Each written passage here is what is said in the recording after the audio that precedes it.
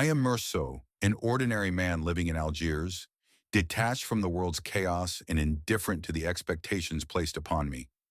My life flows with a quiet rhythm, marked by routine and simplicity.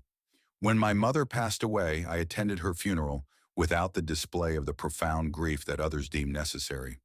To me, death was just another part of existence, neither joyous nor sorrowful, merely a transition.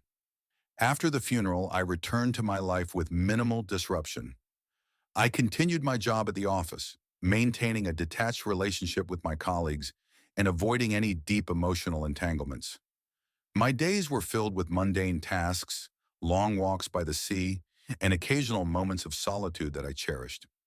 One scorching afternoon, driven by the oppressive heat and a lingering sense of unease, I found myself on a deserted beach.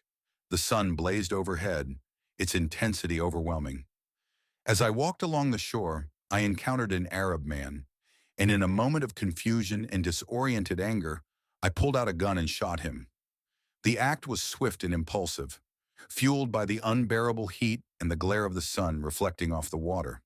The consequences of that single moment rippled through my life in ways I couldn't have anticipated. I was arrested, and my trial became a spectacle where my character and emotions were scrutinized more than the act itself. People questioned my lack of grief at my mother's funeral and my indifferent demeanor during the proceedings. They failed to see the simplicity of my actions, interpreting them through their own expectations of how a man should feel and behave. As I stood in the courtroom, I realized that society judged me not for what I did, but for who I was, or rather, who they thought I should be. My detachment was painted as coldness, my honesty as brutality. The trial became less about justice and more about conformity, forcing me to confront the absurdity of a world that demands meaning where there is none.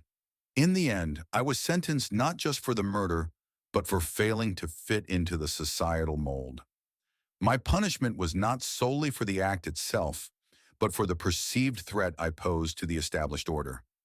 As I awaited my fate, I embraced the absurdity of existence, finding solace in the realization that life is inherently meaningless, and it is up to each individual to create their own purpose.